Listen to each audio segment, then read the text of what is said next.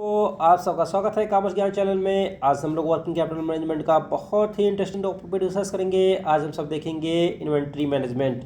हम आपको बता दें, अगर आप हमसे डायरेक्टली जुड़ना चाहते हैं तो यहाँ पे 2 इंस्टाग्राम आईडी दी हुई है, और साथ ही साथ आप अगर आप नए हैं तो इस चैनल को सब्सक्राइब करना ना भूलें। तो इस लेक्चर में हम लोग देखेंगे इन्वेंट्रीज। बेसिकली हम लोग देखेंगे meaning and definition of inventories क्या होती है, नेचर ऑफ इन्वेंट्रीज क्या है, मोटिव फॉर होल्डिंग इन्वेंट्री क्या है, और साथ ही साथ देखेंगे पर्पस ऑफ होल्डिंग इन्वेंट्रीज क्या है, बेनिफिट ऑफ होल्डिंग इन्वेंट्रीज क्या होती हैं, टाइप्स ऑफ इन्वेंट्रीज क्या है, risk and cost associate with inventories क्या है। चलिए दोस्तों, अपने इस लेक्चर को हम लोग आगे बढ़ाते हैं। तो यहाँ पे दिया हुआ है meaning and definition of inventories. Basically दोस्तों, इन्वेंट्री का मतलब होता है किसी भी कंपनी के पास रखे प्रोडक्ट जो अभी सेल नहीं हुए हैं, साथ ही वह रॉ मटेरियल जिससे अभी प्रोडक्ट बनाया नहीं गया है। यानी कि एक कंपनी के इन्वेंट्री का मतलब होता है उसके कंप्लीट प्रोडक्ट जो अभी सेल नहीं हुए हैं, और वो सारे रॉ मटेरियल जिससे कंपनी अभी अपने प्रोडक्ट बनाने में यूज़ करने वाली है। बेसिकली इसमें 3 कैटेगरीज होती हैं। पहला अगर हम लोग देखें तो रॉ मटेरियल जिससे कि कंपनी अपने प्रोडक्ट बनाने वाली है और कंपनी ने अभी उसे यूज़ करना शुरू नहीं किया है। यानी कि कंपनी अपने प्रोडक्ट बनाने वाली है रॉ मटेरियल से, लेकिन अभी उसे यूज़ करना शुरू नहीं किया है, तो उसे क्या बोलेंगे हम, रॉ मटेरियल। और सेकंड पॉइंट आता है वर्क इन प्रोग्रेस। बेसिकली दोस्तों, यानी कि ऐसे प्रोडक्ट इसमें आते हैं जिनमें काम तो स्टार्ट हो गया है बट अभी फाइनल प्रोडक्ट नहीं बना है, तो ऐसे गुड्स को या प्रोडक्ट को हम लोग बोलेंगे वर्क इन प्रोग्रेस। और थर्ड पॉइंट आता है दोस्तों फिनिश गुड्स। फिनिश गुड्स ऐसे गुड्स होते हैं, यानी कि ऐसे कंपनी बिल्कुल बना के रेडी की हुई है, ऐसे प्रोडक्ट जो कंपनी बना के रेडी की हुई है बट उन्हें अभी सेल नहीं किया गया है, तो ऐसे गुड्स को हम क्या बोलेंगे, फिनिश गुड्स बोलेंगे।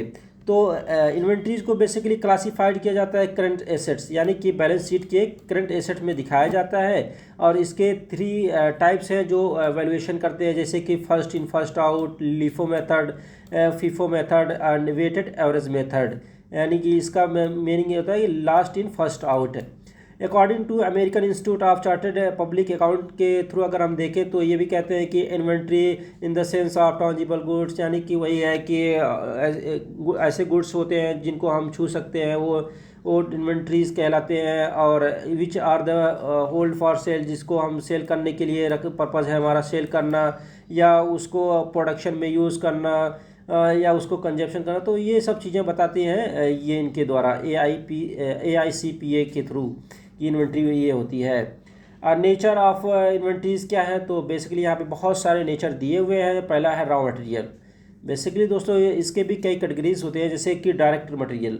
तो डायरेक्ट मटेरियल वह होते हैं बेसिकली जिनको कि कंपनी जिनको कि हम डायरेक्टली यूज़ करते हैं। जैसे कि क्या हुआ, अगर हम वीट को ले लें तो वीट हमको डायरेक्टली अगर यूज़ करेंगे तो क्या बनेंगे, अगर हम ब्रेड बनाएंगे तो हम डायरेक्टली हम उसका हमारा वीट बन जाएगा, ठीक है।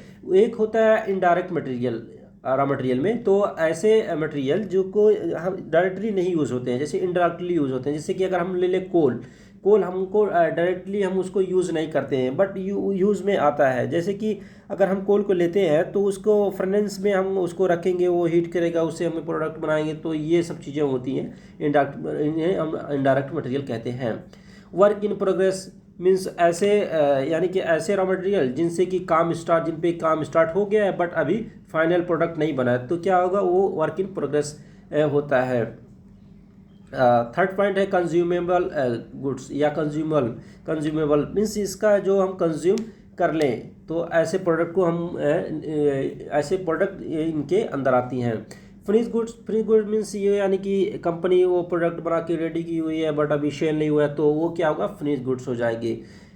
उसके बाद हमारा लास्ट पॉइंट आता है कि स्टोर एंड स्पेयर्स। इसका मतलब ये होता है दोस्तों कि बेसिकली इसमें जो स्टोर करके हम लोग प्रोडक्ट रखते हैं उसी को हम यूज़ में लाते हैं इन्वेंट्रीज़ को।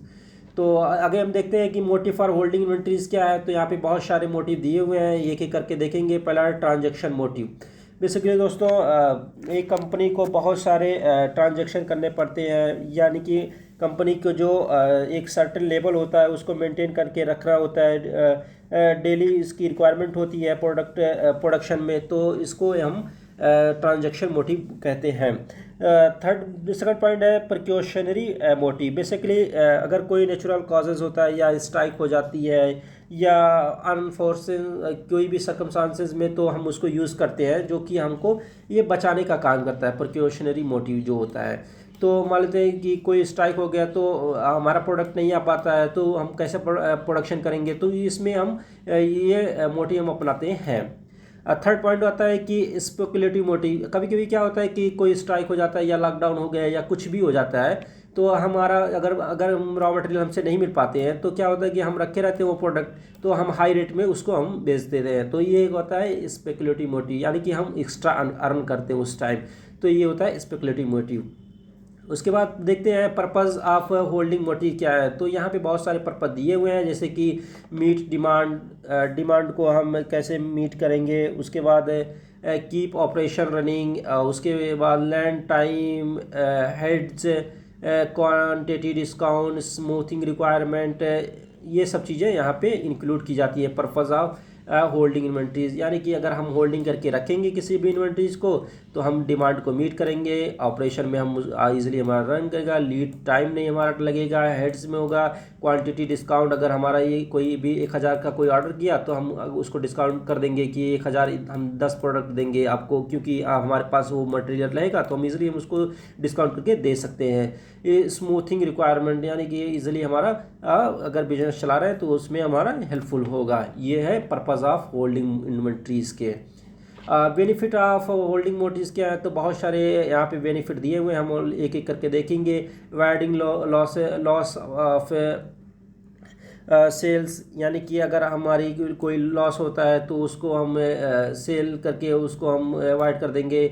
गेनिंग क्वांटिटी डिस्काउंट, और उसके बाद reducing order cost, achieving efficient production run, reducing risk and production shortage. तो ये सब चीज़ें होती हैं बेनिफिट, जो कि एक अगर हम होल्डिंग जो अगर इन्वेंट्रीज होती हैं अगर उसको हम होल्ड करके रखते हैं, तो ये सब उसके बेनिफिट होते हैं। जैसे कि हम अवॉइड कर सकते हैं लॉसेस को, gaining quantity discount, reducing order cost, achieving efficient production run, reducing risk of production shortage. तो ये सब चीज़ें होती हैं, ये हैं हमारी होल्डिंग इन्वेंट्रीज के बेनिफिट।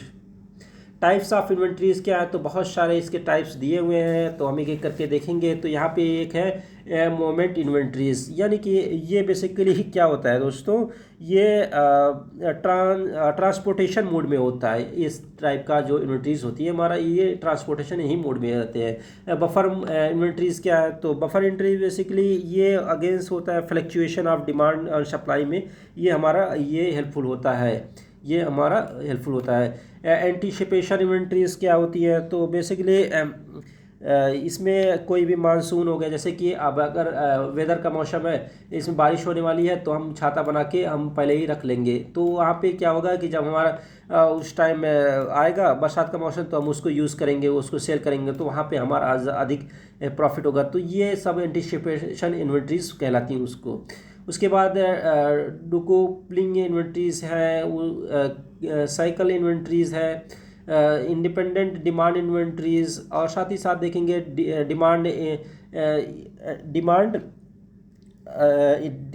Dependent demand inventories. तो ये सारे टाइप्स होते हैं इन्वेंट्रीज के। Risk and cost associated with inventories, यानी कि क्या रिस्क एंड कॉस्ट एसोसिएट होते हैं इन्वेंट्रीज में, चलिए हम उसको देखते हैं। तो यहाँ पे बहुत सारे दिए हुए हैं, जैसे कि रिस्क ऑफ डिटोरेशन, यानी कि अगर हम किसी भी एक प्रोडक्ट को अगर हम स्टोर करके लंबे समय तक रखते हैं, तो उसकी क्वालिटी में कभी कभी कमी आ जाती है, या उसका रंग उड़ जाएगा, या तो वो उसकी क्वालिटी गिर जाएगी। तो ये सब चीज़ें होती है, इसके पहले रिस्क होता है। उसके बाद सेकंड पॉइंट होता है रिस्क ऑफ ऑब्सोलेंस, यानी कि वो चलन से अगर बाहर हो गया, यानी कि लोग उसको पसंद ही नहीं करते उस प्रोडक्ट को, तो ये भी एक रिस्क होता है इन्वेंट्रीज की।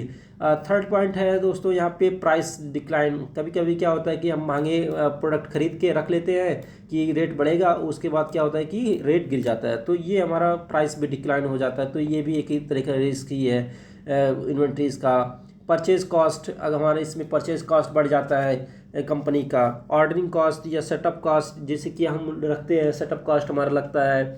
उसके बाद यहाँ पे कैरिंग कॉस्ट है, स्टॉक आउट कॉस्ट है, वेयर हाउसिंग कॉस्ट है, ये डैमेज या पिलीफरेज एंड ऑब्सोलेंस कास्ट है। तो ये सब चीज़ें हैं जो एक है exchange and rate differential, exchange rate डिफरेंटियल।